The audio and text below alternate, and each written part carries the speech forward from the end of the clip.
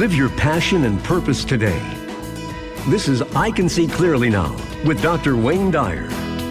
Hello, everybody, and welcome to today's show with Dr. Wayne Dyer.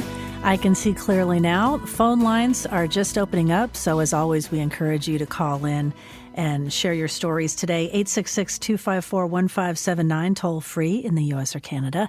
I'm Diane Ray here in Carlsbad taking your calls, and Dr. Dyer joining us in Maui. And how are you, Dr. Dyer? Doing good? Doing great. Had my coffee already this morning.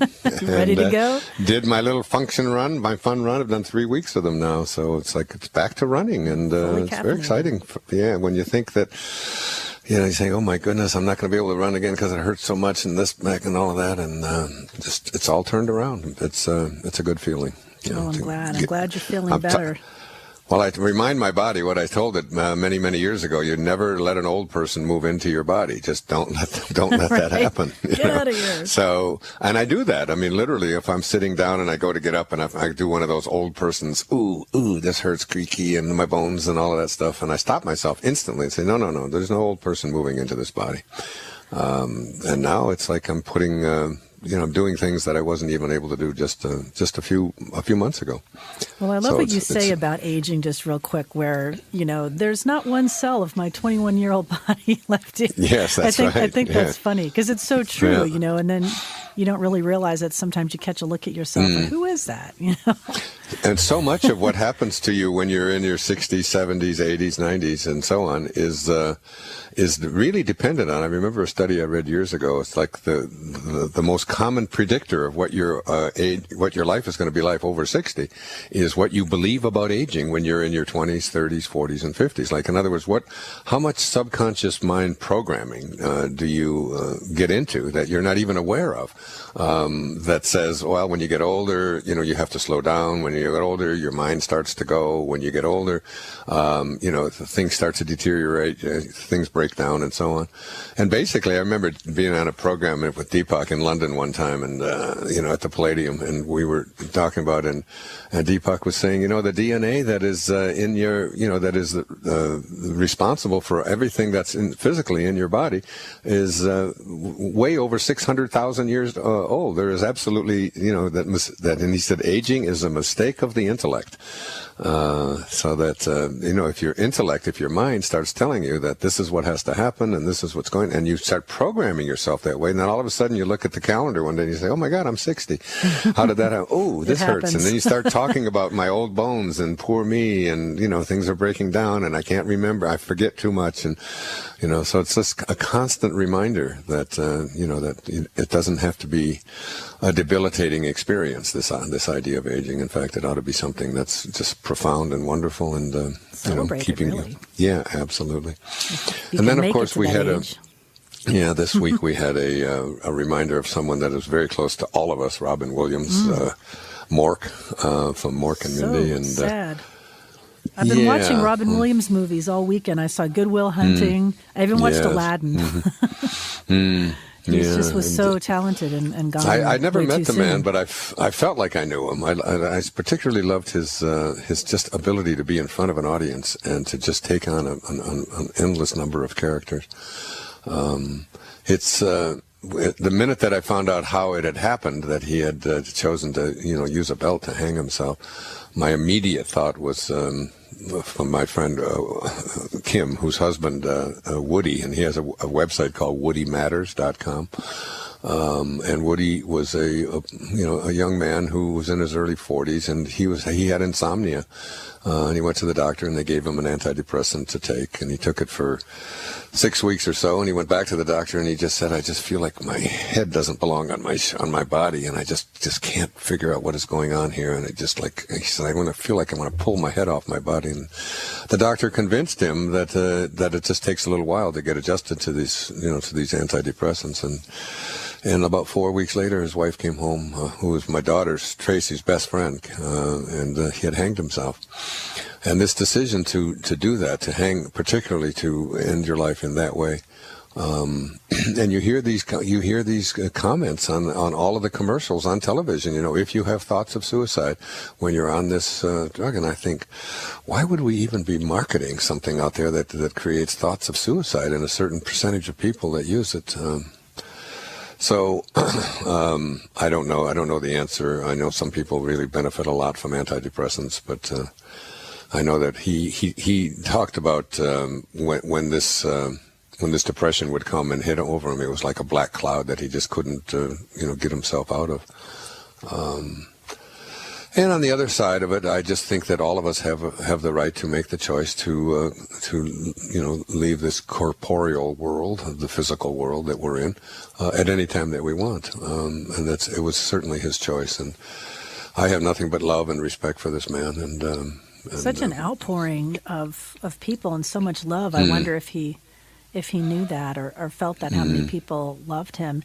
And I've noticed, too, just on our Hay House Radio Facebook page and on my own news feed, so many people that you wouldn't think are dealing with that particular issue, that are going through dealing with depression. It's such a huge, huge problem. It really is. And you would think, oh, look at Robin Williams. He has the world, in the palm of his hand. Yeah, he's got everything to us. But just goes to show we don't know what's going on in someone's head or their life and how we really should be. And one of the things, since this is my show, I can speak about whatever I want to speak about on the show. I think that's true. I do think that one of the, in reading Wheat Belly, and in the last year and a half since I have gone gluten-free, I've noticed a very, a different way I have of processing the world, and that gluten and depression go together. And I was really surprised at that when I read that. But how many people report when they get, when they clean up their diet, when they really get themselves more purified, and particularly when they get the gluten out of their, and the wheat out of their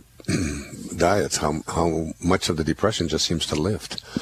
So for those of you out there, it's certainly worth something to look at. There's a lot of studies on it, and but studies don't matter, because every single individual out there is unique, and we can't make an assumption because this is true for one person that it's true for everyone.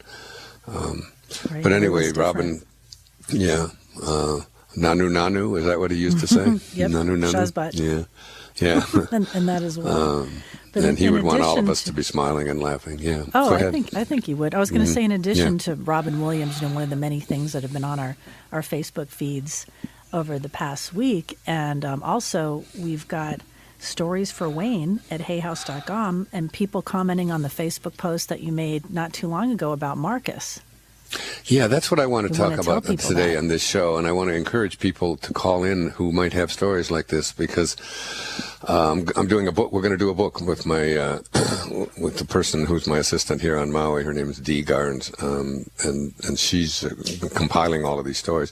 So there's a website, not a website, but an email address called Stories, STORIES, for Wayne, FORWAYNE, at hayhouse.com. Stories for Wayne at hayhouse.com. And if you know of any incident, because what we're going to do is put together in one book all the different things that young children, it's all based on this idea from a great poem written by William Wordsworth back in the 19th century.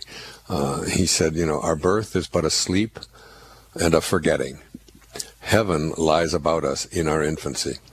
And when little Marcus, if you go on my Facebook page, you'll see, if you just scroll down from a few days ago or last week, a story of when Marcus was asked by his mom, what is God like? And he's only 18 months old. He says very few words. He just opened up his arms and held them up to the sky and said, light. And so I posted that, and then a lot of people started commenting. There were hundreds and hundreds of comments of people who had talked about how their children had said that they had, they knew they actually picked their parents, they chose them. And Brian Weiss says that in Many Lives, Many Masters, and in many of the past life work that he does. That children literally do pick their parents from the world of spirit. And so that if you have stories about that, or anything that young children, particularly young children who are just learning to speak, who are still connected to and close to their source from which they originated, to which we will all return. And there's just memories of that and stories about that. And some of the stories are just absolutely fascinating, things that children have said to their parents. And I can remember, I'll tell you one story, and then we'll take some calls. But if you're out there and you'd like to call in and you have a story like that, I'd like to get more of them.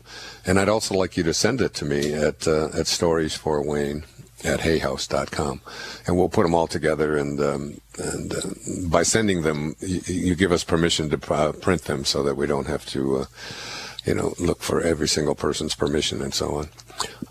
But many, many years ago, we were in our family kept growing, and we were looking to hire somebody to come and help us out. So sort of an au pair kind of situation.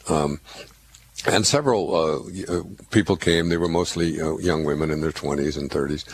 And one day, one of the people that was coming to interview for a job, my little daughter Summer was just learning to talk. She might have been, I don't think she was even 2 years old. And she went up to this woman, we'll just call her Grace, and she looked at her and she said, and she put her hand on her stomach and said to Grace, she said, "I see that baby in Dale." Those were exactly the way she spoke. "I see that baby in Dale." And Grace didn't say anything and all that, but we found out later that Grace hadn't told anyone that she was late, that she was pregnant, and that she was planning to end that pregnancy because she wasn't married and blah blah blah. So, but this is the kind of thing. I was like, where a child just has a sort of an intuitive kind of knowing about something and will spit it out, especially when they're just learning to talk and when just learning to put thoughts and words together. And many, many stories that came out on the Facebook. Did you look at the Facebook page and see a lot of the comments and the stories So of people? many stories, and they're so touching, really heartwarming stories. Yeah. And the interesting about it isn't just I want to write or put together a book and then write some of my comments about it on what children say to give us evidence that there is past lives and so on. But that you can start to look at these babies, and even in utero, and when they're just infants and when they're just toddlers, and instead of thinking that it's my job to teach them how to adjust to this world here on Earth and so on from wherever it is that they came from, that you might look, instead of looking at them as students and you as the teacher, to reverse that. And to look at these babies and talk to them from that perspective of what is God like, and what do you remember, and why did you pick me? Why did you pick me to be your mommy? And because there's so many stories about children giving evidence that they did it, and then being able, and then actually giving really hard evidence. There's a new book coming out. I think it's coming out in October or November of this year, about a fellow who took 5 cases of people. One of them was a pilot in Iwo Jima during World War II, and this young boy gave so much specific information about what, because he had been this pilot about the plane and like drop tanks and things that he would never have known, and recognizing the voice of one of the people that was there with him on Iwo Jima, and the families and so on. Another was one of the people who was involved with Gone with the Wind and had written so he's done this and he's a scientist who has concluded now that he said, I think we have more scientific hard evidence to prove that there is life before and after this parentheses in eternity called our visit here on Earth. There's more evidence to support the fact that exists than there is for all of the doubting people who believe that it's just not possible, and it's just that the evidence is getting more and more and more confirmed. And of course Brian had talked about that, and Mira Kelly has. When I was listening to the show on the way in, I saw that there was an ad, for Mira's new book, Beyond how is it? Beyond Past Lives, Beyond Past Lives, which is a wonderful book. I know Mira. I wrote the foreword for it, and I had an astonishing past life experience that I had never had before, and I wrote about it in Wishes Fulfilled. So it's fascinating to think about, and Dr. Weiss has shared also in his talks about a child that he had lost previously and had gotten information about that child. What do you mean he had lost? His wife and I had, had lost a baby. Carol? Yes. Mm-hmm. And this was way previously, and he hadn't really told anybody about it. And he was. Oh, you mean the child had died? You mean? Right, right. Mm-hmm. And he was in a session with, I think it was with Catherine in the first book, Many Lives, Many Masters, and she told him about that, about the baby that they had lost, and he was shocked, because he had never mentioned that really to anybody. Yeah. Well, anyway, pretty those kind of stories. They fascinate me because every time I've always been just so fascinated with babies. Well, you've had enough of them. I certainly have. But they, I don't know, there's just something, especially about newborn babies and all of that, that's like they have a knowing. There's some kind of a knowing and a connection that, that you have with these, these beautiful little beings who have just shown up and with like this tabula rasa, this blank slate, just willing to, but I don't think they come in with such a blank slate. I don't know that John Locke was right about that. I think that they may come in with. Some babies are old souls, don't you? Yeah. I do, and I think, I don't know, even the word old, the more I'm studying what I'm studying now, I've been doing a lot of studying on the impersonal self and on this is light and so on that I talked about last week. The word old implies, time. And in the world of the infinite, just think, from the perspective of the infinite, individuality is an impossibility. And age and something being older or younger than something else because it's just all now and it's just all one.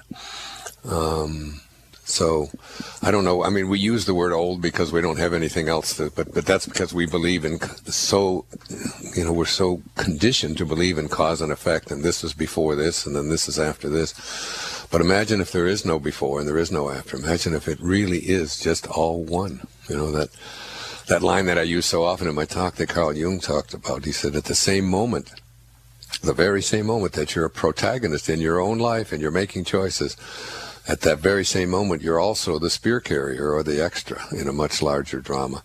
And that he said you're doomed to make choices, it's all laid out there for you and you can just sort of do course corrections, but it's all one.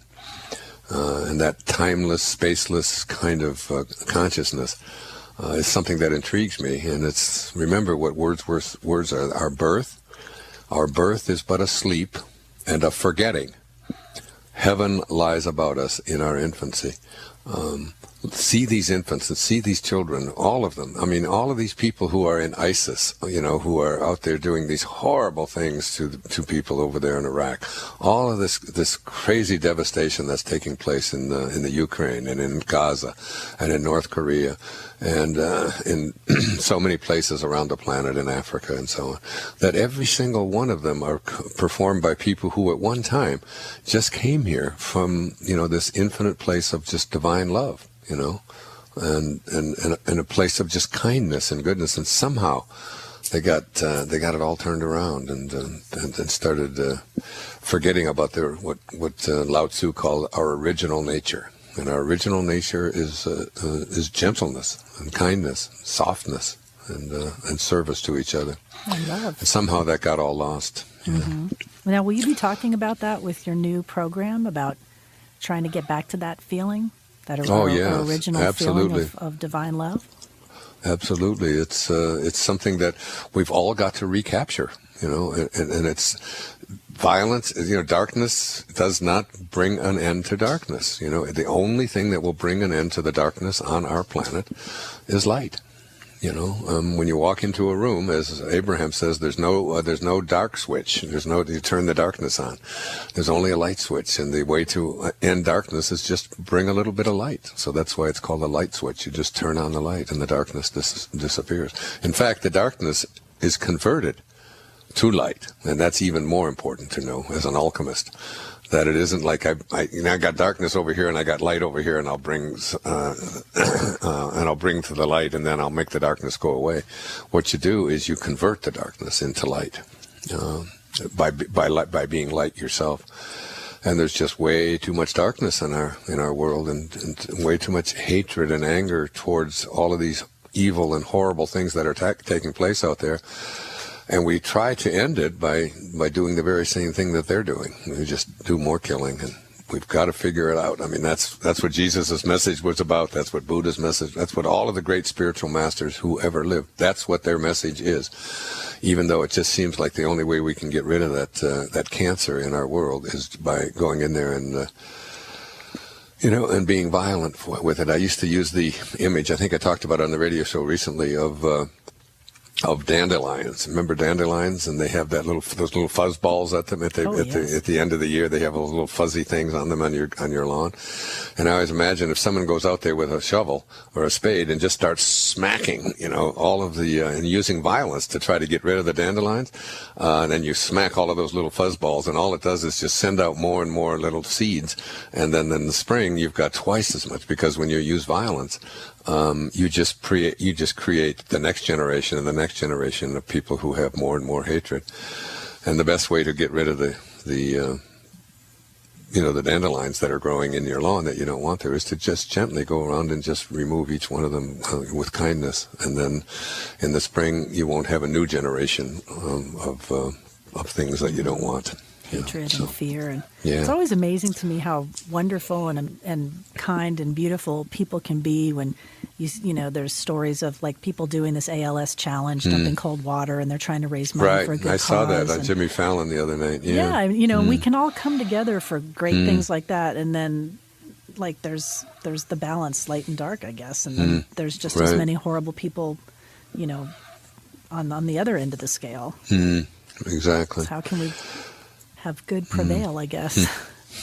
Anyway, stories for Wayne at hayhouse.com, especially if you have stories of children, and if you want to comment on Robin Williams or anything we've been chatting about here this morning with Diane. We'll do so. Do we have anybody calling in yet? Yeah, we've got some calls. We don't have any stories just yet, but we'll see if we get some people rolling in. So let's start with Peg, and she's in Boston, Mass, on line 4. And thanks for calling, Peg. You're on with Dr. Dyer. Hi, Dr. Dyer. Hi, Peg. How are you, my dear? I'm very good. I had written to you in 2007 after your seminar you did. It was a weekend in April, I think, in Boston. And, and I received a letter back from you. And I just want to say how much a part of the work that you've done, your books and everything, has really helped me in my life. And it's really helped me to find my focus too, and to kind of find what life is truly about. But so I just wanted to thank you for your books and helping me to see that. And I remember myself as a child, that my mother would speak to us about the angels, and we would kind of talk about them and everything. And then I can also think about, I think that I spoke to them as a kid too. I really do. And I don't think I realized that it was the angels, but I do remember seeing them. And then there got to be a point in my life where I just stopped.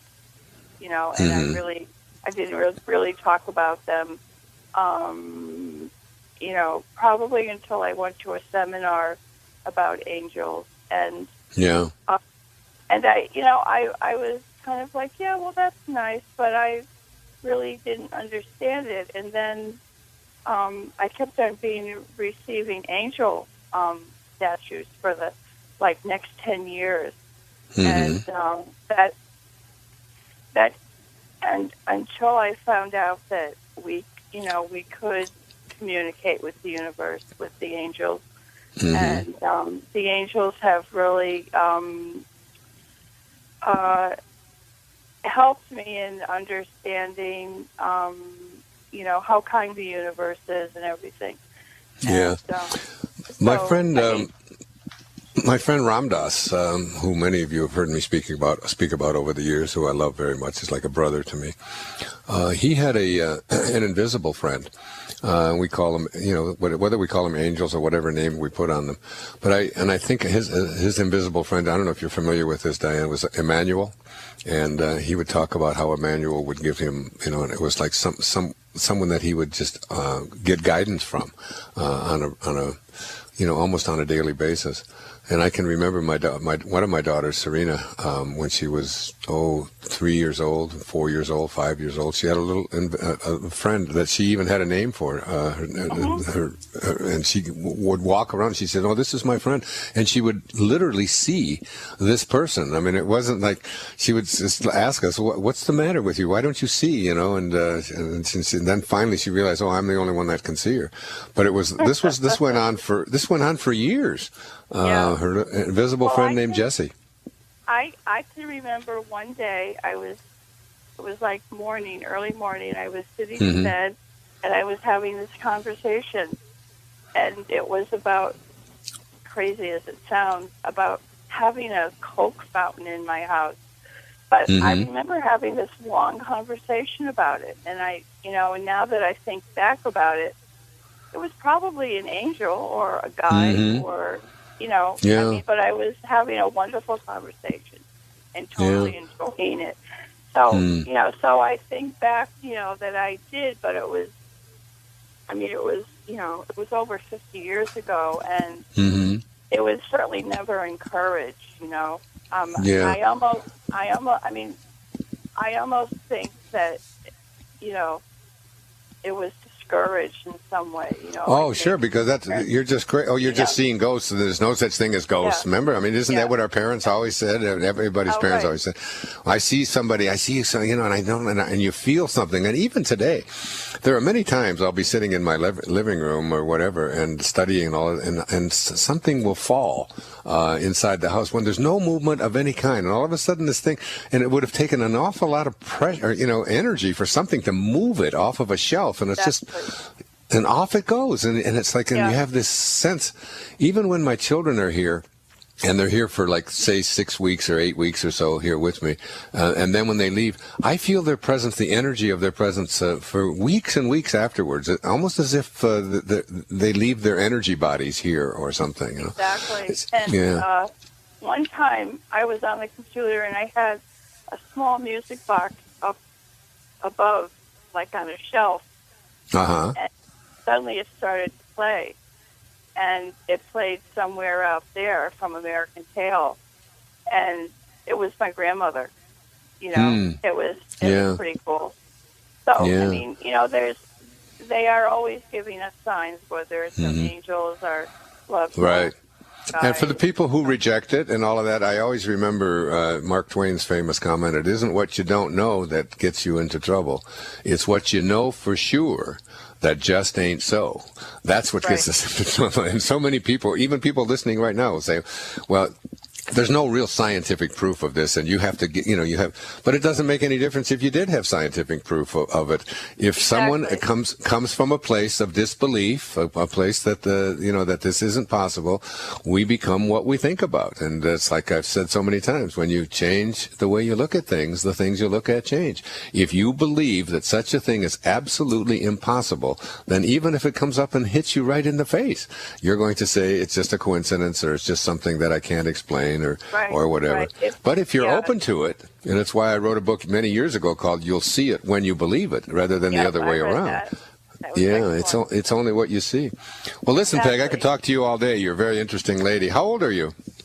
I'm going to be 60 this year. 60? Oh, wow. Yep, I'm young. You are. You sound great. And listen, we're going to send you a copy of a book that my daughter and I have just published. It's called "Don't Die with Your Music Still in You." And it's all about what it's like to be. I just leave your address. I'm on Facebook on that today. Very good. Oh, okay. Well, we're going to send it to you, so make sure you leave your address. And God bless you. Thanks for a wonderful call. I enjoyed talking to you. Namaste. And let's go to Casey in Los Angeles, calling on line 2. Hello there. Hi, Casey. Hi, how are you, Dr. Dyer? Good. Do you remember the poem "Casey at the Bat"? Yeah, I sure do, of course. Do you? I do. Yeah, it was told to me a lot as a child. Yeah, do you know it? Not by heart. No, I don't. Oh, okay. Yeah. I remember it very well. The name Casey. That could be a man or a woman, couldn't it? It is, yes. Yeah. Thank you so much for taking my call today. I'm You're very welcome. so excited that I got through.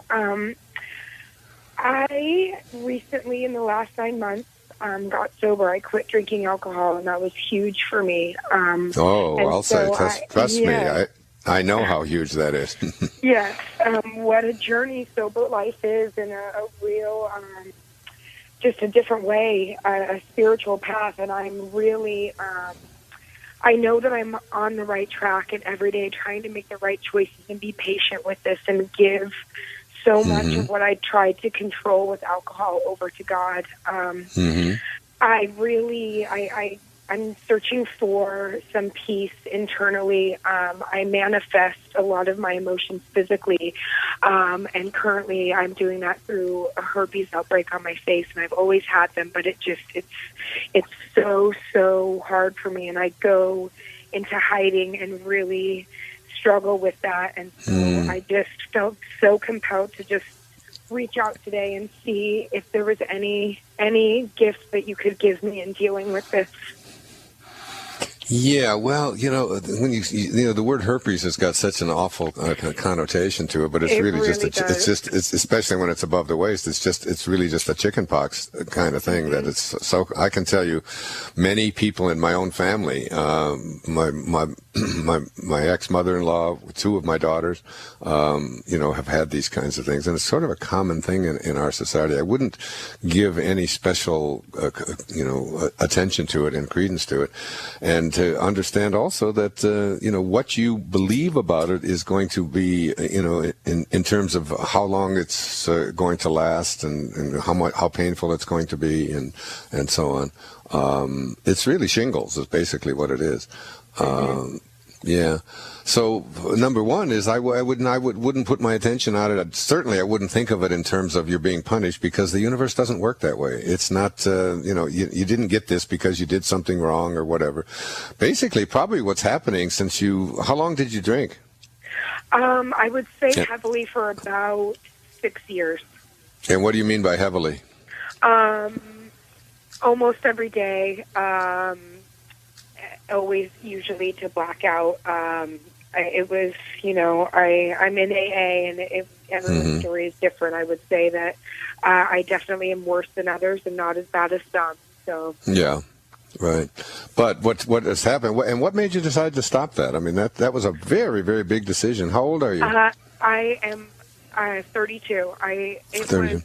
It was literally, I was struggling and praying, and it was God. It really was finally just certain things in my life that I think I gave up, and just was praying for the strength to quit, because I knew that if I was going to live the life that I wanted and be the woman that I was going to be, there was no way that I could continue drinking. Right. And so I was just praying for that strength, and one day I woke up and knew that was it. Tell me about that day, and what happened the day before. The day before was my sister's birthday. My mom was in town, and I was really battling with it. I knew that I didn't want to drink, but I did anyway. It was my sister's birthday. We were celebrating, and we went out that night, and a few things happened, and a lot of my anger towards my mother came out, and I really, I felt really terrible after that. I felt really guilty. I knew that I wasn't happy with the way that I communicated with her while I was drinking. And so I woke up the next day, and I received an email. I bartend as well, and we used to be able to drink while on the job, and certain things happened with other coworkers. And the first email that I read when I woke up was that we were no longer allowed to drink at work, and that was the gift that I needed. That was this structure that I needed to know that I didn't have this option anymore. And how long did you think about quitting drinking, but didn't do that drinking? I mean, where it was really something you was occupying your inner world? Years. I would go to therapy. Every week. and speak with my therapist about my battle with it, about how I knew that if I removed this one thing from my life, every area would improve. I knew that. And do you feel like you're getting guidance now? Do you think that there's angels around you or some kind of invisible intelligence or something giving you, because you talked about a new strength now that you have that you didn't have before. What is that strength? I do. I think that I really, just in this last 2 weeks, I finally have accepted that. Through the months before, I knew that it was a divine presence that helped me to stop drinking, but I was still trying to control every aspect of how that looked and what my involvement in my sobriety was, especially with the AA program, which has been so amazing for me. And so I finally, I had a couple weeks ago, one little, just like a minor sip, and I didn't even really swallow it, and it brought me to my knees, and I scared myself to where I knew I wasn't in control of this, and I have to give it up to something, and so forgiveness is just so on my mind. And yeah, you mentioned your mom and all of this hatred towards your mom. What's that about? I'm frustrated with her and my father, both of them, and my relationship with them, and the anger I have about the way that I guess maybe they raised me, or they didn't nourish me in the ways that I so desired as a young child, and I'm still moving through that anger and really learning how to nourish myself. Yeah. And it's a grieving process, and I just find my body screaming out. Yeah, well, just think, is it Peg? Is that what your name is? What's your first name? Casey. Casey. Oh, yeah, Casey at the bat. The mighty Casey has struck out. That was the last line in that poem. And you haven't. You hit a home run. But I'm thinking about, instead of having all of this anger and so on towards your parents and thinking that they might be the reason why you looked for something external to yourself to bring you happiness, and and go through that whole litany of stuff where you're still blaming, but you're trying to not blame, but you really are. To see everything that they did, and to see that, it's like this decision that you made, like the most important, probably the most significant decision that I made in my entire lifetime was almost 30 years ago now, 27, 28 years ago, when I decided that I wasn't going to drink alcohol anymore, and I just walked away from it, just let it go. And I always tell people it's the smartest thing that I ever did, because my teacher in India had said that if you want to reach your maximum level of you're fulfilling your own dharma and do what you came here to do, that you can't do it when you're putting alcohol into your body. So. And I think about the what that did for me, and the strength that it gave me, and the way that it propelled me into a whole new consciousness in which I could make a decision about something that's so tough for so many people, and in one moment have the guidance, have the ability, have the help, the assistance, whatever it is that I need, and to know that it's always there. And it's going on 30 years, and it's like the idea of putting alcohol into my body is this, it would be a tantamount to saying, would you like to have some rat poison or something? I mean, it's just so silly. It would seem so silly to me.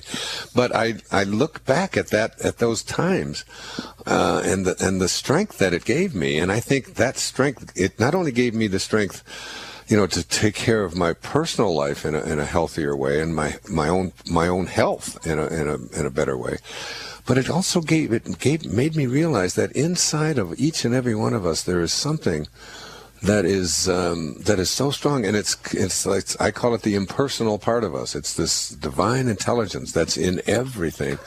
And when you begin to realize that, when you connect to that and allow it to be the guiding force in your life, and that's what AA really is about. I mean, what's the first step? You have to admit, that you are powerless before this,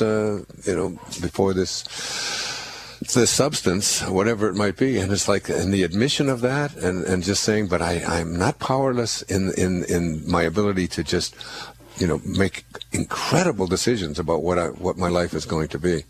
And by the way, I was a little bit older than you are now when I made that decision, and what a huge impact that it had on me in my life. So instead of being mad at your parents, you might want to be in a state of gratitude for them. It's what I was talking about at the beginning of the show with Diane. Yeah, is I that think, you know that when we have, do know that. yeah, when we get more love into our hearts and appreciation and be in a state of gratitude, for you. Are your parents still alive? They are, yes. Yeah, I would try to develop I would try to fall in love with my parents if I were you, my dear. Now while they're still here, no matter what it is, it's like and who are you to say that they should have done it any differently? They did what they knew how to do. Given the conditions of their life, they only did what they knew how to do. And if you can love them for that, wow, you can't imagine how far you're going to go, Casey. You'll never strike out again, Casey at the bat. Listen, I got to run. We got to. I'm going to send you a copy of my daughter Serena and I've just published a book called "Don't Die with Your Music Still Inside You." I think you're going to really love this book. And all right, thank you so much, and thank you. Thank for you, all the gifts Casey. that you Thanks give for a everyone, nice Dr. call. Dyer. You're very welcome. You're very nice to talk to. God bless you. Thank you. Thanks. Namaste. Such a great call from Casey. Yeah. You're listening Do you to remember Dr. Casey Wayne at the bat? Dyer. I do remember that story. Okay. Yeah. And I've been looking for some stories to share with you from callers, and I think we have one here about what we were talking about earlier in the show, about kind of remembrances from whence we came. So let's go to Rachel, and she's in Vancouver on line 4. And thanks for holding, Rachel. You're on with Dr. Dyer. Hi. Yay. Hi, Rachel. Hi. How are you? I'm great, thanks. How are you, dear? Good. I'm good, thanks. This isn't my story. It's my partner's mom's story, so I really tell it properly. But my partner's brother, when he was a little toddler, he started to talk to her about cowboys and Indians, and describing in detail. How old was he? Do you know? He was about 3, I think. Okay. I think he was about 3, but she told me this story last summer, and he was describing these etchings of cowboys and Indians that were on these beams in a room. And she looked at it and said, "How do you know that?" And he started describing the room. And it was the room that they were in the night he was conceived. Really? And he described it in detail. And she was just like, whoa. All right, but she believes in all this stuff. So it's nice. Will you send that to me? Just to make a note of that email address, stories for Wayne. At hayhouse.com. Well, I was actually going to ask her to write it because she's actually a writer. That's a great story because I know my last daughter, when she always hears it, she's so tired of hearing me talk about her conception. She said, "Dad, that's TMI. You don't need to know that." And I said, "Well, you're going to know it anyway." And but I wrote about it in Wisdom of the Ages, and I talked about it in I Can See Clearly Now in my latest book. But there was just pure, absolute evidence that that there was something going on there that night in Brisbane, Australia, on Valentine's Day in 1989, when my wife awoke from just a deep, deep sleep and did something that she had never done before. Started rearranging the furniture, and she was possessed. I couldn't even. I would click my fingers in front of her eyes, and she didn't even react. I mean, she was like in a coma, and she started fooling around and doing things that she had. This was not something that she would never did before and never did afterward. That was my job, the initiating all of that. I didn't mind. It was a job I loved. But at any rate, and that, and we took even extra precautions, and that was the moment when, our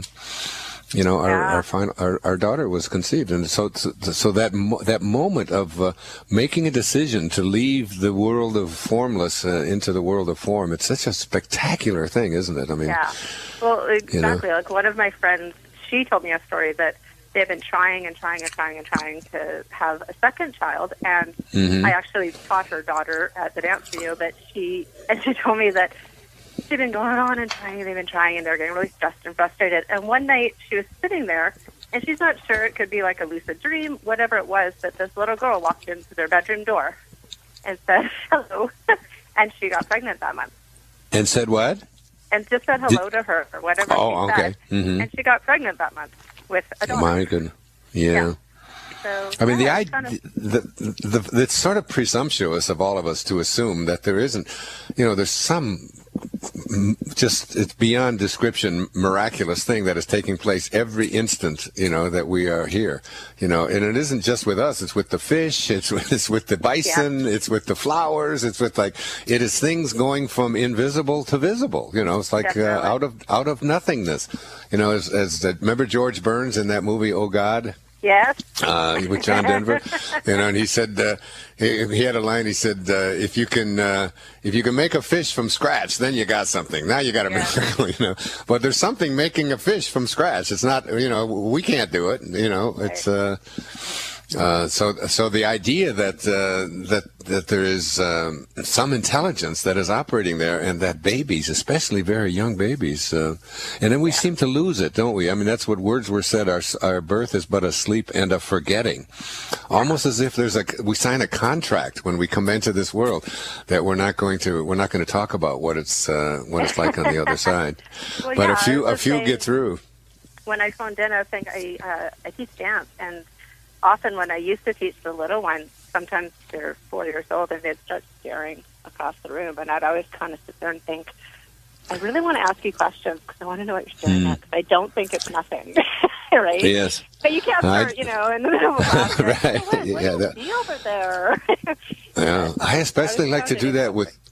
I'd love to do it with newborns, just babies that are just a few weeks old. There's just almost like a knowing in there, that they, if they could just express it, it's fascinating to me. It really is. Definitely. Yeah. Well, thanks. They need to know what they could say. Yes, I know. Yeah. Well, thanks for that. We're gonna do a book on it. Yeah.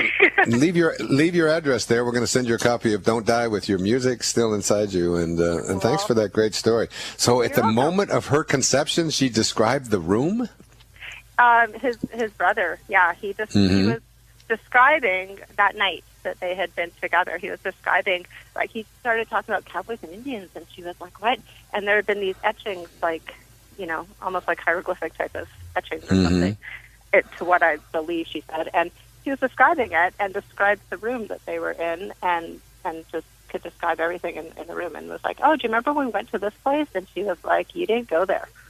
That was before you were born. And he's like, no, but I remember. And he started going on about cowboys and Indians. So it's quite neat. I just wonder if it's about remembering, because a great philosopher that. She Go believes ahead. that he chose his dad. That it was more to do with his dad. That there was some karmic thing that he needed to work out with his dad. It was more about his dad than about her. But, yeah. I think that in my own life as well. The father that I never saw. I mean, I did, but I was just an infant when I did. But his presence in my life has just been so important, and not only important to me, but important to millions of other people who have just benefited from just that act of on the 30th of August in 1974, when I went into my father's grave and was able to forgive him. And I've talked about forgiveness in such a big way, and so many people have been impacted by it. If there's an intelligence in the universe that creates worlds and makes fish from scratch and roses and all the things that we can't do, why in the world wouldn't that intelligence be able to communicate with us and bring bring everything that we need for this journey here on Earth? And even if it's something we don't agree with or we don't like or we might find difficult, it doesn't make any difference. Right. It's not about whether you think it's the good or not. I think my father's presence in my life was probably the most important relationship of my life. It turned everything around. Every book that I wrote came about as after that experience of just getting that rage and that hatred and that bitterness and that anger out of my soul. Yeah. There's something kind of cool to keep in mind, too, because you don't always know that you're having an impact on somebody's life, that you have a profound impact on their life from such a small thing you might have done 20 years ago or 10 years, right? Absolutely. And sometimes it comes back and they tell you, and you're just like, wow, really? Yeah. Yeah. That little so thing true. is this. Yeah. Or you can always remember back to that teacher who took or what, you know what I mean? Little things that change your outlook. You're a teacher of dance, so I assume you were a dancer yourself? I just quit last year teaching dance. And I teach Pilates and dance. So, yeah. So do you ever have children, very young children, come into your dance studio that already know how to dance and are actually better than you are? And it's little kids are really fascinating when you watch them. There was years ago when I was 20 or something, I was teaching, and this one girl, her sister would come into the class at the end of the hour, and if I turned the music off, she was only about 2, she'd make a real pouty face, and I looked at her and said, "Do you want some music?" And she'd just look up, and she'd start bouncing around the room, like dancing around, and they never fall down. They always bounce back and forth, and they seem to wobble all over. It's like watching kids to walk. They never seem to fall down. They seem to just always catch their balance just in time. I mean, not always, I guess, but yeah, it's interesting, like when you let little kids just go and do their thing in a big empty room, they'll be doing weird little things, and then all of a sudden they'll do like a perfect turn, or they'll do a perfect arabesque, and you're like, right, but you're 4. And then they'll start wobbling across the room again. So it's definitely movement and music and things are something we are ingrained with growing up, and eaten out of you as you get older. Yes. Kids that's what want to move. My friend Buckminster Fuller used to say, every single person is born a genius, but life itself is what de-geniuses us. We get to like what you were just saying about, little kids have imaginary friends. Well, how many of those imaginary friends are something else that you get told, people put up with it because you're a little kid, but then, they start to say, "Oh, there's no such thing," or "grow that," or "grow up," or dreaming. Exactly. Yeah. So there's a lot of. Oh, well, thank you. Something tells me I've got to take one more call. I don't know. There's somebody out there that wants to. But leave your address there. We're going to send you a copy of "Don't Die with Your Music Still in You." And Diane, I think we've got about 2 or 3 minutes. Have we got left? It's pretty good. We have about 3.5 minutes. Okay, let's. I know there's somebody story. let's hear it. Let's go to line 6, Deneen.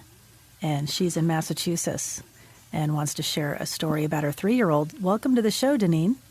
Hi, Deneen. Nice to talk to both of you. Thanks. Make it quick because we're really down towards the end, and we're going to send you a copy of that book as well. So make sure you leave your address. Don't die with your music in you. Tell me about this story. Okay, my daughter, who was 3.5 at the time, knew that I was pregnant before I did, and before I didn't even know there was a chance I could possibly be pregnant. And she told me that her sister was coming, but right now she's floating. She's floating in water, and she still has wings. And I just looked at her and I'm like, "Oh, really? That's really interesting." And and sure enough, about 2 weeks later, I found out I was pregnant, and I just was floored. That's such a and she had a knowing about that. Yeah, that's the lady who's going to do this book with me. Her name is Dee Garns. She's pregnant now as well, and her son Marcus, the one I have a picture of on my Facebook page, he told her, he just said baby's in there, and he can hardly say anything, and he was only 16 months old before she even thought that she could possibly be pregnant as well.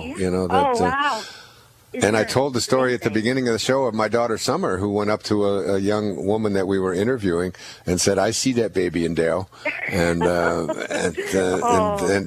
girl was pregnant, and she was actually planning to have an abortion, which she did. But as my little 2-year-old daughter knew it, and she talked about it later. She just said she was just floored that because she hadn't told anyone, not even the father. Well, like my daughter, and I didn't even know. Nobody could have known. And she also told me that she had another mommy, but she had to leave her to be with me. Yeah, that's a common theme too. Oh, wow! And so I, she didn't really refer on. She just said that, I had another mommy, but I needed to leave her to be with you. Oh, wow! And I was like, wow! And she actually she's 12 now, and she saved my life 2 weeks ago. How? I had an acute asthma attack, and I told her to call. I thought I couldn't breathe. I just stopped breathing and told her to call 911, and saw her brown hair flipping and running down the hall to the phone, and the EMT told my brother that if she hadn't have acted so fastly, that I would have died. Oh my goodness! Wow, what a great story. Well, thank you so much. Listen, we got to go. We got to go up. Okay. Leave your address. We want to send you a copy of "Don't Die with Your Music Still in You," and thank you for that great story. And that's a story. That's a theme that I've heard a lot. You know, children saying, and she even predicted the sex. She even knew it was a sister, didn't she? That's amazing. Share that story, Deneen. Remember, go to storiesforwayne@hayhouse.com. Yes, thanks, Diane. Great show today. We'll talk next week. Okay. God bless you.